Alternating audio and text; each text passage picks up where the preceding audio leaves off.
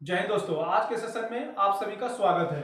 कक्षा 10 गणित प्रश्नावली 1.3 उदाहरण 9 को देखते हैं। उदाहरण 9 क्या कह रहा है कि सिद्ध कीजिए कि √3 एक अपरिमेय संख्या है। √3 एक अपरिमेय संख्या है, इसको सिद्ध करना है। तो अपरिमेय संख्या दिया गया है तो परिमेय संख्या मान करके इसको सिद्ध करेंगे। तो लिखेंगे कि माना कि √3 एक परिमेय संख्या है।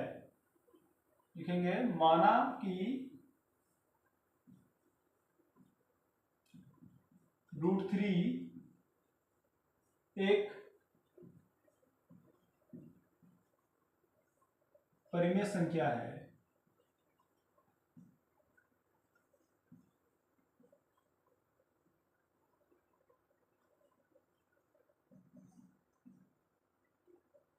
परिमेय संख्या क्या होता है? परिमेय संख्या p/q के रूप का होता है। इसलिए लिखेंगे √3 बराबर p/q। p और q क्या होता है? एक पूर्णांक संख्या होता है। जो q होता है 0 के बराबर नहीं होता है। लिखेंगे q बराबर नहीं होता है 0 के।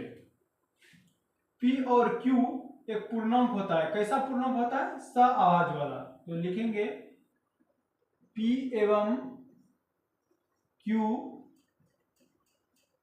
सअभाज्य।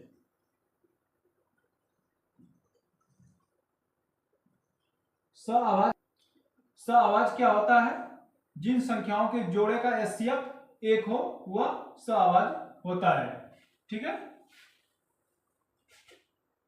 तो यहां से p को खाली करना पड़ेगा। तो p बराबर हो जाएगा, q इधर भाग में है तो इधर आके गुणा में हो जाएगा √3q। इसको प्रमेय 1.3 के रूप में लाने के लिए दोनों तरफ वर्ग करना पड़ेगा। लिखेंगे दोनों तरफ वर्ग करने पर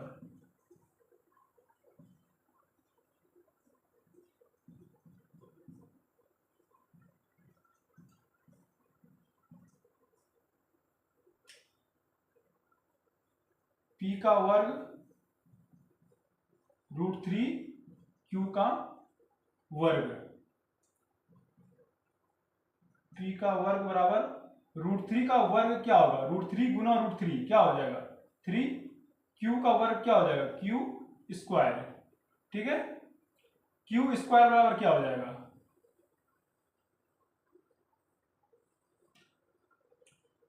q स्क्वायर बराबर क्या हो जाएगा? 3 इधर गुना में है, इधर आके भाग में, तो p स्क्वायर बटे 3 हो जाएगा। p स्क्वायर बटे 3 क्या है? पूर्णांक है। पर में 1.3 का आता है अगर कोई अभाज्य संख्या किसी धनात्मक पूर्णांक संख्या के वर्ग को विभाजित करती है तो यह अभाज्य संख्या उन धनात्मक संख्या को भी विभाजित करेगी। ठीक है, तो यहां लिखेंगे चूंकि p स्क्वायर बटे 3 एक पूर्णांक है,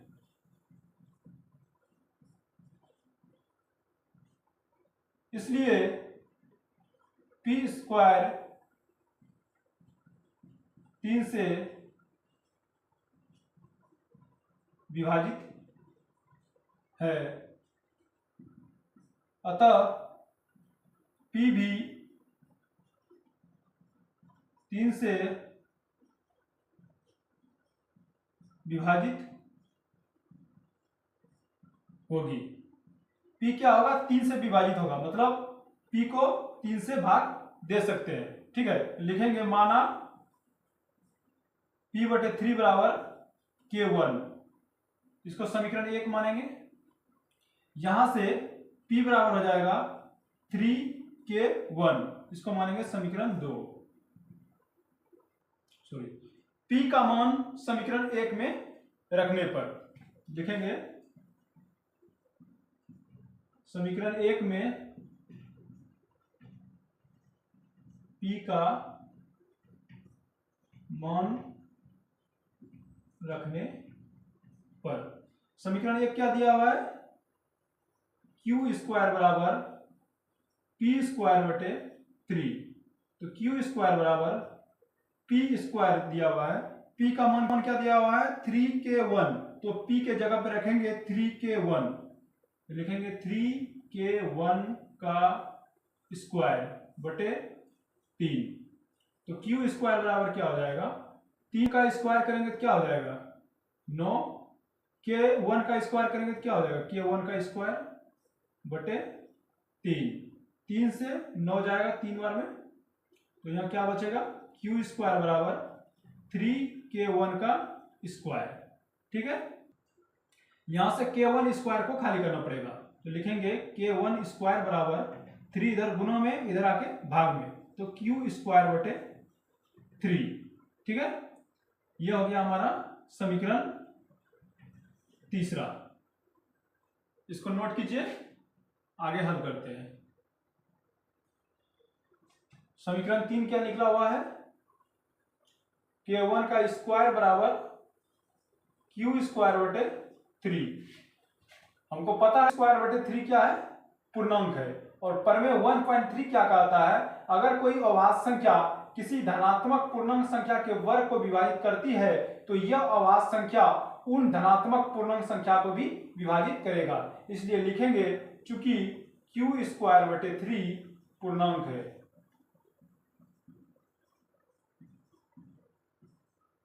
इसलिए क्यू स्क्वायर 3 से विभाजित है। अतः क्यू भी 3 से विभाजित होगी। क्यू क्या होगा, 3 से विभाजित होगा, मतलब क्यू को 3 से भाग दे सकते हैं। तो लिखेंगे माना क्यू बटे 3 बराबर k2, यहां से क्यू बराबर हो जाएगा 3k2। ये हो गया हमारा समीकरण 4। समीकरण 4 लिखेंगे समीकरण 2 एवं 4 से। समीकरण 2 एवं समीकरण 4 से। समीकरण 2 क्या निकला था, p बराबर 3k1, और समीकरण 4 में क्या निकला है, q बराबर 3k2। p एवं q का उभयनिष्ठ गुणनखंड जो है हमें 3 मिल रहा है, तो लिखेंगे यहां लिखेंगे 3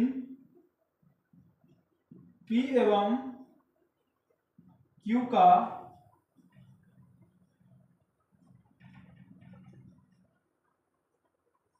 उभयनिष्ठ गुणनखंड है।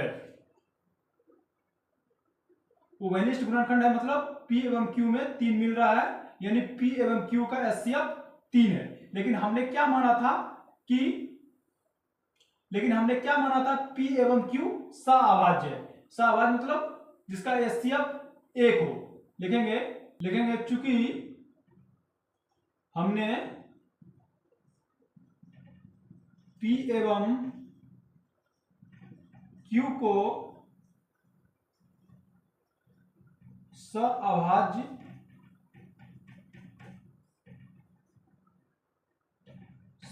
माना था। p एवं q हमने p एवं q को सअभाज्य माना था।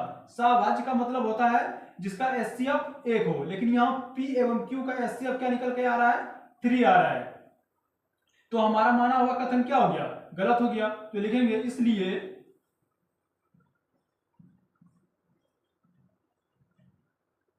हमारा माना गया कथन असत्य है। लिखेंगे अतः √3 एक